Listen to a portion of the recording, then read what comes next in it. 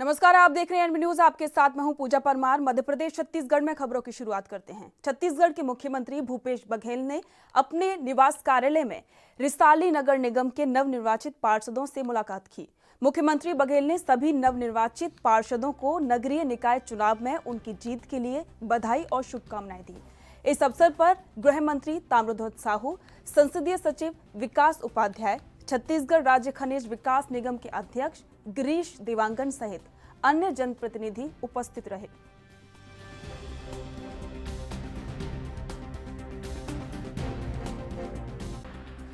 आपको बता दें कि छत्तीसगढ़ के मुख्यमंत्री भूपेश बघेल ने नवनिर्वाचित पार्षदों से मुलाकात की और इसी के साथ में उन्हें अपने कार्य को सफलतापूर्वक बखूबी निभाने के लिए भी कहा। और इसी के साथ में इस अवसर पर गृह मंत्री ताम्रध्वज साहू भी मौजूद रहे। और वहीं सीएम ने अपने निज निवास कार्यालय में एक कार्यक्रम रखा जिसमें उन्होंने नवनिर्वाचित पार्षदों से मुलाकात की।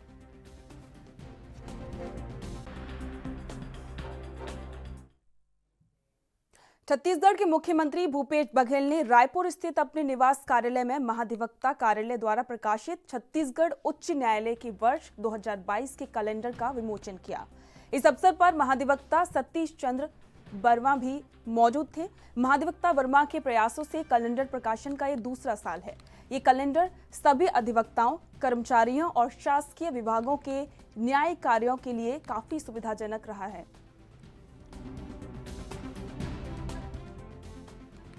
आपको बता दें कि दूसरी बार अधिवक्ताओं के कैलेंडर का विमोचन किया गया। इस मौके पर छत्तीसगढ़ के मुख्यमंत्री भूपेश बघेल ने विमोचन किया और साथ ही उन्होंने कहा कि ये कैलेंडर काफी ज्यादा सुविधाजनक है और इसी के साथ में ये प्रकाशन दूसरी बार हुआ है। और इस अवसर पर महाधिवक्ता सतीश चंद्र वर्मा भी मौजूद थे।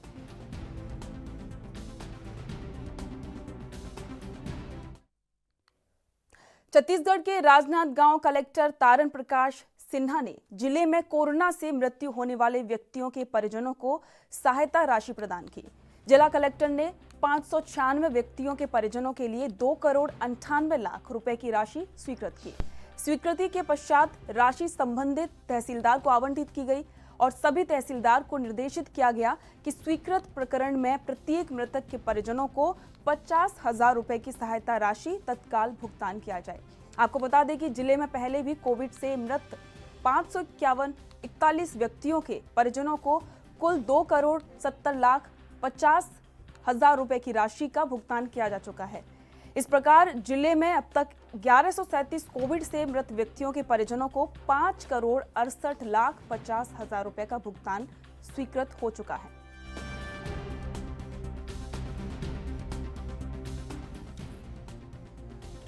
आपको बता दें कि कोविड से मृत व्यक्तियों के परिजनों को सहायता राशि दी गई और इसी के साथ में राजनांदगांव कलेक्टर ने ये राशि स्वीकृत की और सभी तहसीलदारों को राशि आवंटित करने के बाद ये निर्देश दिया गया कि सभी परिजनों को सही समय पर राशि स्वीकृत की जाए, उनके अकाउंट में ट्रांसफर की जाए।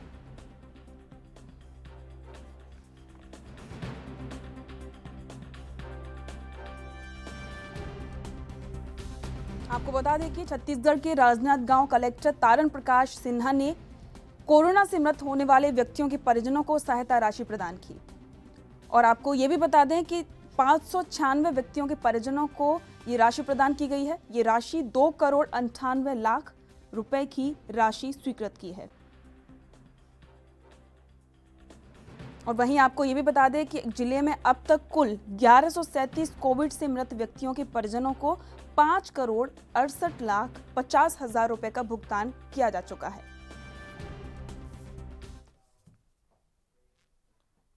कलेक्टर रानू साहू के मार्गदर्शन में आदिवासी विकास विभाग कोरबा के एकलव्य आदर्श आवासीय विद्यालय में कई प्रतियोगिताओं का आयोजन किया गया, जिसमें 557 अनुसूचित जनजाति वर्ग के बच्चे शामिल हुए।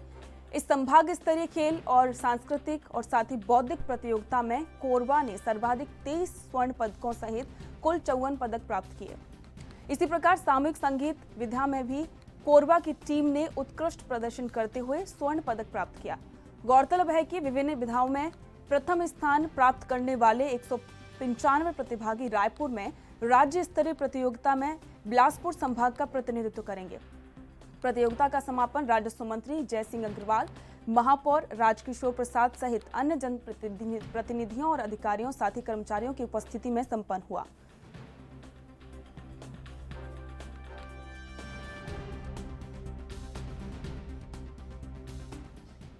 आपको बता दें कि कोरबा में कलेक्टर रानू साहू के मार्गदर्शन में आदिवासी विकास विभाग ने एकलव्य आदर्श आवासीय विश्वविद्यालय में कई प्रतियोगिताओं का आयोजन किया, जिसमें 557 अनुसूचित जनजाति वर्ग के बच्चे शामिल हुए।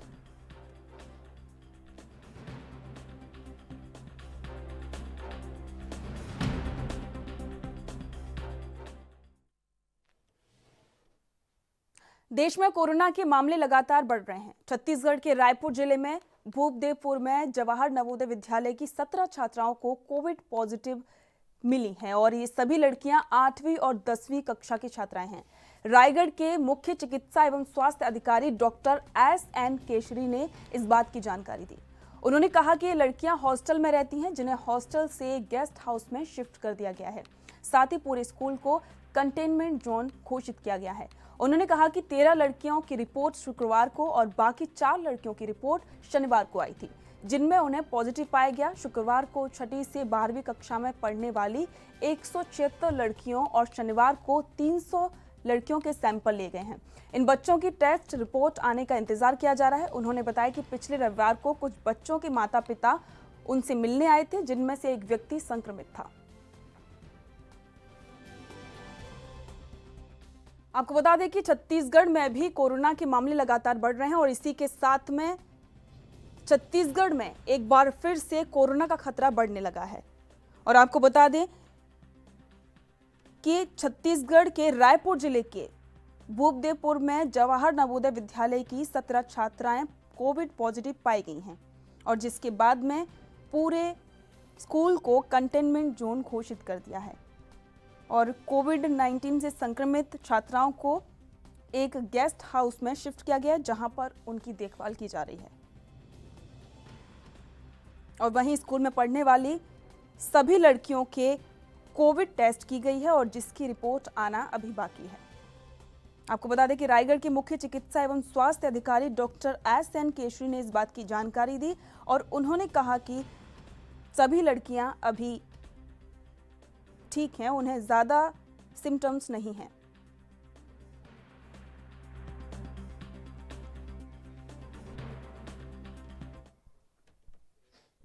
तीन कृषि कानूनों पर अपने बयान से मचे बवाल के बाद कृषि मंत्री नरेंद्र सिंह तोमर ने अब सफाई दी है। गौरतलब है कि नागपुर में एक कार्यक्रम के दौरान तोमर ने कृषि कानूनों के संबंध में बयान दिया था।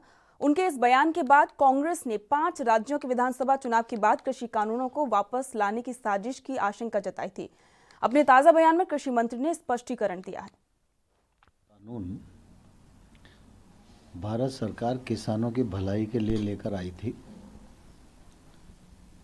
भारत सरकार में प्रधानमंत्री जी ने आज़ादी के अमृत महोत्सव को दृष्टिगत रखते हुए बड़प्पन का परिचय दिया और आंदोलन को समाप्त करने की दृष्टि से उन कानूनों को वापस लिया है। अभी एग्रोविजन कार्यक्रम में मैं भाषण दे रहा था। मेरे शब्दों को गलत तरीके से प्रस्तुत करके उसकी गलत दिशा विकसित की जा रही है। मेरा कहने का आशय ये बिल्कुल नहीं था जो दिखाया जा रहा है। मैंने ये कहा था कि कृषि सुधार कानून की दृष्टि से हम पीछे हटे हैं, लेकिन किसान की भलाई के लिए लगातार भारत सरकार आगे बढ़ती रहेगी। इसलिए इस मामले में किसी को कोई गलतफहमी नहीं होनी चाहिए। कृषि का सुधार कानून दोबारा मध्य प्रदेश में पंचायत चुनाव को लेकर बड़ी खबर सामने आई है। ओबीसी आरक्षण और वर्तमान हालातों को देखते हुए पंचायत चुनाव फिलहाल टाले जाएंगे। प्रदेश की शिवराज सरकार ने कैबिनेट बैठक में इसे लेकर फैसला लिया है। इसके तहत शिवराज सरकार ने पंचायत चुनाव निरस्त से जुड़ा एक प्रस्ताव पास किया है। सरकार अब इसे राज्यपाल को भेजेगी। इस पर मंजूरी मिलने के बाद इसे चुनाव आयोग को भेजा जाएगा। इस पर प्रदेश के पंचायत मंत्री महेंद्र सिंह सिसोदिया का क्या कुछ कहना है, सुनिए।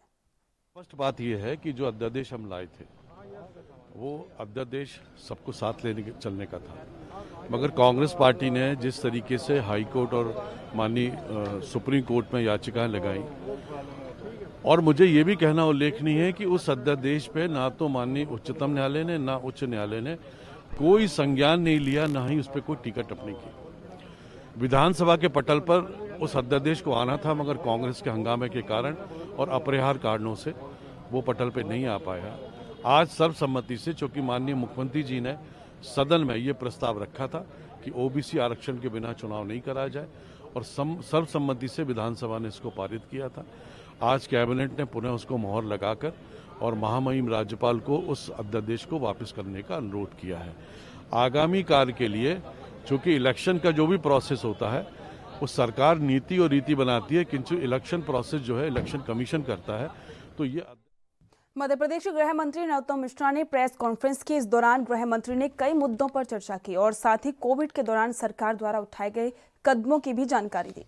साथ ही आगामी कैबिनेट में लाने वाले नए प्रस्तावों पर भी उन्होंने चर्चा की। ये इस वर्ष की आखिरी कैबिनेट थी, तो पूरे प्रदेश की जनता को कैबिनेट की शुभकामनाएं दी हैं। साथ ही उन्होंने मंत्रियों से आग्रह भी किया है कि जो पिछले साल का हमने लक्ष्य रखा था और नए साल का जो लक्ष्य होगा, हमारी नए साल में जो कैबिनेट की बैठक होगी उसमें रखा जाएगा। आज कैबिनेट की बैठक में जो हमारी 100 डायल की सेवा है, जो कि काफी महत्वपूर्ण प्रदेश के अंदर और काफी लोग जिससे बचे हैं, काफी लोगों को लाभ हुआ है, ऐसी 100 डायल की सेवा का आज आगे बढ़ा जाने का निर्णय कैबिनेट ने लिया है। एक अन्य निर्णय में आज 215.53 करोड़ की खेलो इंडिया योजना खेल विभाग द्वारा आज कैबिनेट ने स्वीकृति दी है।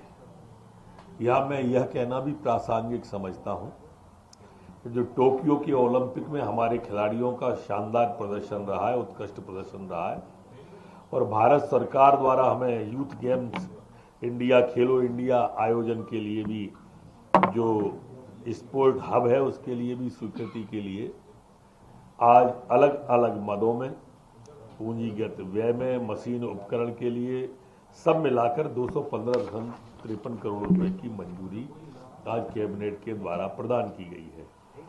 आज अन्य निर्णय में मध्य प्रदेश सड़क विकास निगम अंतर्गत पूर्व निर्धारित मार्गों को उपभोक्ता संरक्षण शुल्क संग्रह तथा अनुमति एवं अनुमति शुल्क 4 बार कांग्रेस को मुंह की खानी पड़ी हाई कोर्ट में। उसके बाद ये सुप्रीम कोर्ट में गए और सुप्रीम कोर्ट ने हाई कोर्ट को वापस कर दिया, और हाई कोर्ट ने उसमें फिर स्टे नहीं दिया।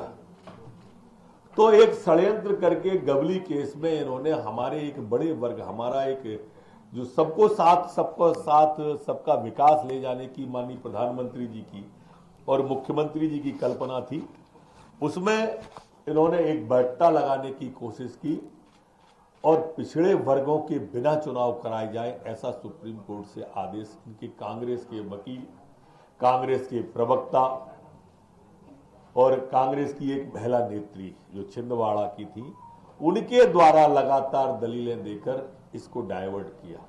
जी ने कैबिनेट के अंदर प्रस्ताव रखा और आज जो अध्यादेश हमारा था, जो हमने पास किया था अध्यादेश, उस अध्यादेश को जो डिलिमिटेशन से संबंधित था, आज मध्य प्रदेश की कैबिनेट ने उस अध्यादेश को वापस लेने के लिए महामहिम राज्यपाल को कैबिनेट द्वारा प्रस्ताव पारित करके भेजने का निर्णय लिया है। और ये पंचायत चुनाव प्रक्रिया जो चल रही थी उसको हमने अब अध्यादेश निरस्त करते हुए उस अध्यादेश। मुख्यमंत्री शिवराज सिंह चौहान की अध्यक्षता में हुई कैबिनेट बैठक में शिवराज सरकार द्वारा पंचायत चुनाव अधिनियम के तहत जारी अध्यादेश निरस्त करने का प्रस्ताव पास किया गया है। इस पर प्रदेश के गृह मंत्री नरोत्तम मिश्रा ने कहा कि एमपी में जब भी चुनाव होंगे सबके साथ होंगे। समय नहीं हुआ, कुल एक दिन हुआ है चिन्ह आवंटित हुए, कल लो आज की छुट्टी है। अभी तो फिलहाल जिस अध्यादेश पे होने वाले थे चुनाव वो तो अब होंगे नहीं, तो मतलब निरस्त ही माना गया। देखते हैं अब आगे क्या होगा, पर ये अध्यादेश जिस पर चुनाव हो रहे थे उसको हमने निरस्त कर दिया है, वापस ले लिया है। अब आगे देखते हैं, संभावनाओं पे कोई प्रतिक्रिया नहीं दी जाती। आगे जब भी चुनाव होंगे तो बीजेपी की क्या वो रहेगी सर? मध्य प्रदेश में अभी ओमिक्रॉन की दस्तक के बाद सरकार और प्रशासन की चिंता बढ़ गई है। इस पर सरकार ने सख्ती के आदेश दे दिए हैं। वहीं प्रदेश में स्वास्थ्य मंत्री विश्वास सारंग ने इस पर जानकारी देते हुए कहा कि केंद्र ने इसके लिए मदद मांगी है और प्रदेश में आगामी परिस्थिति से निपटने के लिए तैयारियां शुरू कर दी गई हैं। हमें जो अभी लेटेस्ट खबर मिली है उस हिसाब से 8 मध्य प्रदेश में हमें पॉजिटिव ओमिक्रॉन की खबर आई है। इंदौर में 8 केसेस थे। एक सुखद पहलू है कि उनमें से 6 केस जो थे, 6 पॉजिटिव, वो अस्पताल से ठीक होकर डिस्चार्ज हो गए। जो 2 केसेस हैं वो भी एसिम्प्टोमेटिक हैं, उनकी भी तबीयत एकदम ठीक है। पर यह बात सही है कि 8 पॉजिटिव ओमिक्रॉन आए हैं। अभी आज ही मैंने फिर से दिल्ली बात की है और जिस प्रकार से हमें केंद्रीय स्वास्थ्य मंत्रालय द्वारा 5 जीनोम सीक्वेंसिंग की मशीन देने की जो बात थी, हमें ऐसी उम्मीद है कि हम 1 हफ्ते के अंदर, दिसंबर लास्ट वीक या जनवरी के फर्स्ट वीक तक हमें ये मशीन मिल जाएगी। एक अच्छी बात यह है कि जो 8 केस आए थे उसमें से 6 ठीक होकर घर चले गए, 2 भी बिल्कुल स्वस्थ हैं। देखिए, केवल ओमिक्रॉन के पॉजिटिव ही नहीं, जो कोरोना का पॉजिटिव जो भी आते हैं उनमें भी हम ये सुनिश्चित कर रहे हैं कि कम से कम 30 लोगों की हम कांटेक्ट ट्रेसिंग करें। एक पॉजिटिव के अगेंस्ट हम कम से कम 30 उनसे जुड़े हुए जो उनसे मिले ऐसे 30 लोग। मध्य प्रदेश में लगातार कोरोना के नए मामले सामने आ रहे हैं। ओमिक्रॉन के भी 8 मरीज मिले, जिनमें से 6 ठीक हो गए। सरकार सभी को सुरक्षित रहने और कोविड प्रोटोकॉल के तहत व्यवहार करने की अपील कर रही है। इस पर प्रदेश के गृह मंत्री नरोत्तम मिश्रा ने क्या कुछ कहा, सुनवाते हैं। रिकवरी दर अभी 98.6 से ही बनी हुई है। अभी तक पिछले 1-1.5 माह में लगभग 3000 लोग विदेश के इंदौर में आए थे। इंदौर में आके फिर अलग अलग जगह चले जाते हैं। उन 3000 लोगों में से 26 लोग पॉजिटिव पाए थे। उन 26 में 8 ओमिक्रॉन के पेशेंट थे जो लैब टेस्ट के लिए दिल्ली भेजे थे। उन 8 में से 6 लोग ठीक होकर अपने अपने घरों की ओर जा चुके हैं, गंतव्य की ओर जा चुके हैं। 2 लोग अभी एडमिट हैं, पर दोनों में कोई भी सिम्टम नहीं है, जुकाम खांसी जैसा। या मध्य प्रदेश शासन द्वारा स्वच्छ सर्वेक्षण 2022 के लिए प्रदेश में स्वच्छता प्रेरणा कार्यशाला का आयोजन इंदौर में किया गया, जिसमें मंदसौर जिले की एकमात्र नगर परिषद पिपलिया मंडी का भी चयन किया गया। पिपलिया मंडी की मुख्य नगर पालिका अधिकारी गरिमा पाटीदार और 3 अन्य कर्मचारी दिनेश चौहान, आदिल खान और अजय राठौड़ को इंदौर कार्यशाला में आमंत्रित किया गया। नगर परिषद पिपलिया मंडी को स्वच्छता सर्वेक्षण में शानदार कार्य करने पर स्वच्छता प्रेरणा कार्यशाला में मुख्यमंत्री शिवराज सिंह चौहान ने सम्मानित किया और 25 लाख रुपए की प्रोत्साहन राशि प्रदान की।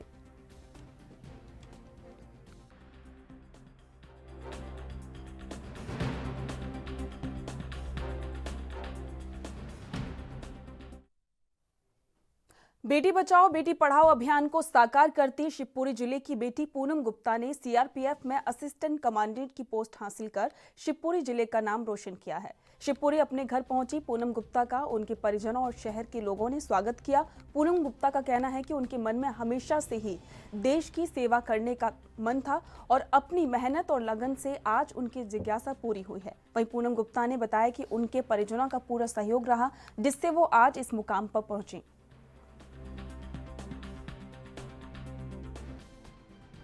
फिर जहाँ पे बहुत कठिन शारीरिक प्रशिक्षण दिया जाता है, आपको मानसिक तौर पे बहुत मजबूत बनाया जाता है। सबसे ज़्यादा मज़ा पूरी ट्रेनिंग में आता है फायरिंग के टाइम पे, जब आपको गोलियां चलाने को मिलती हैं। बट उसके साथ साथ ये जिम्मेदारी भी दी जाती है कि आपकी एक गोली भी किसी की जान ले सकती है, तो आपको उसको सोच समझकर इस्तेमाल करना है। एक सोल्जर के लिए सबसे ज़्यादा ज़रूरी है कि वो अपना मानसिक तौर पे बहुत मजबूत रहे, इमोशनल तौर पे बहुत मजबूत रहे। और मेरा ये मानना है कि मम्मी पापा ने मुझे बहुत ज़्यादा सपोर्ट किया है। प्रिपरेशन टाइम से ही, जब से मैं तैयारी कर रही थी तब से भी मुझे बहुत सपोर्ट करते थे मेरे घर वाले। इनफैक्ट ना सिर्फ माँ बाप, बाकी लोग भी मेरे। एमपी की रीवा में दहशतगर्दी का एक वीडियो सोशल मीडिया पर तेजी के साथ वायरल हो रहा है, जिसमें युवक के द्वारा बंदूक से हवाई फायरिंग की जा रही है, जिसके वायरल होने के बाद तुरंत ही पुलिस की टीम युवक की तलाश में जुट गई है। बताया जा रहा है कि युवक अपना जन्मदिन मना रहा था। इस दौरान उसने अपनी खुशी का इजहार करते हुए हवाई फायरिंग की और इसका वीडियो बनाया, जिसके बाद वीडियो सोशल मीडिया पर तेजी के साथ वायरल होने लगा। हाँ, मीडिया के माध्यम से जानकारी लगी है कि एक लड़का है जो वीडियो दिख रहा है, जो एक कोई पिस्टल लिए है और ऊपर की तरफ चला रहा है और उसमें लिखा हुआ है हैप्पी बर्थडे, जन्मदिन के बारे में। ये कब का वीडियो है, किसका वीडियो है और किस थाना क्षेत्र का है, इसमें जिस तरह से बात आ रही है तो जानकारी लगी गुड़ थाना, मतलब वो गुड़ चौराहे के आसपास का वीडियो है, ऐसा जानकारी में आया है जी। और उसका नाम जो आ रहा है उसके आधार पर संबंधित थाना प्रभारी को बता दिया गया है कि संबंधित तस्दीक कर ले, पतासाजी कर ले। अगर ये वीडियो अभी और इसी रीवा शहर के आसपास का है तो उसमें वैधानिक कार्रवाई की जाएगी। इसके रीवा जिले से एक दहशतगर्दी का वीडियो सोशल मीडिया पर इन दिनों तेजी के साथ वायरल हो रहा है। बताया जा रहा है कि रीवा जिले के सिटी कोतवाली थाना अंतर्गत गुड़ चौराहे के समीप का यह वीडियो है, जिसमें एक युवक अपने जन्मदिन के अवसर पर बंदूक से हवाई फायरिंग करते हुए दिखाई दे रहा है। जैसे ही यह वीडियो सोशल मीडिया पर वायरल हुआ, पुलिस तत्काल जांच में जुट गई है और युवक की तलाश शुरू कर दी है। बताया जा रहा है कि सिटी कोतवाली थाना अंतर्गत गुड़ चौराहा निवासी युवक के द्वारा अपना जन्मदिन मनाया जा रहा था और इसी जन्मदिन मनाने के दौरान युवक के द्वारा बंदूक निकाली गई और बंदूक से हवाई फायरिंग की गई। हवाई फायरिंग का विधिवत वीडियो बनाया गया और वीडियो बनाने के बाद उसे सोशल मीडिया पर आज वायरल कर दिया गया। आज जैसे ही वीडियो सोशल मीडिया पर पड़ा तो तेजी के साथ वायरल होने लगा। जब वीडियो वायरल होने लगा तब रीवा पुलिस की वायरल वीडियो पर नजर गई। वायरल वीडियो पर जैसे ही रीवा पुलिस की नजर गई तो रीवा पुलिस के द्वारा तत्काल युवक की तलाश शुरू कर दी गई है। वहीं इस मामले पर एडिशनल एसपी शिव कुमार वर्मा के द्वारा बताया गया कि उनके द्वारा वीडियो देखा गया है और वीडियो को लेकर वह सिटी कोतवाली थाना प्रभारी को जांच करने का आश्वासन भी दिए हैं। जो भी तथ्य होंगे वह जल्द से जल्द सामने आ जाएंगे। जन्मदिन इसलिए बोला जा रहा है क्योंकि वहां पर हैप्पी बर्थडे जैसे कई शब्द लिखे हुए थे। इस कारण से जन्मदिन पार्टी मानी जा रही है कि जन्मदिन युवक मना रहा था और हवाई फायरिंग कर दिया।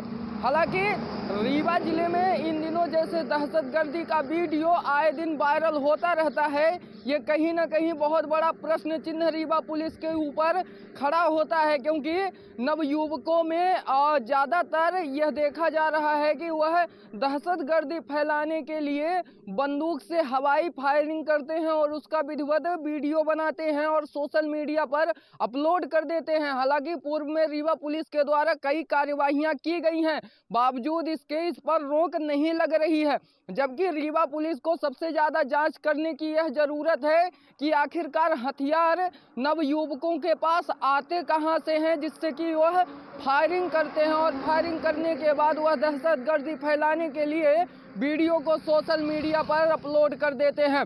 जिस तरह से रीवा जिले में दहशतगर्दी बढ़ती चली जा रही है, ये कहीं ना कहीं रीवा पुलिस पर बहुत बड़ा प्रश्न चिन्ह लग रहा है। हालांकि अब यह देखना दिलचस्प होगा क्या बंदूक से हवाई फायरिंग करने वाले युवक को रीवा पुलिस पकड़ पाती है या फिर नहीं। एएनबी न्यूज के साथ संवाददाता विजय त्रिपाठी, रीवा। और इसी के साथ मध्य प्रदेश छत्तीसगढ़ में फिलहाल इतना ही। देखते रहिए एएनबी न्यूज। नमस्कार।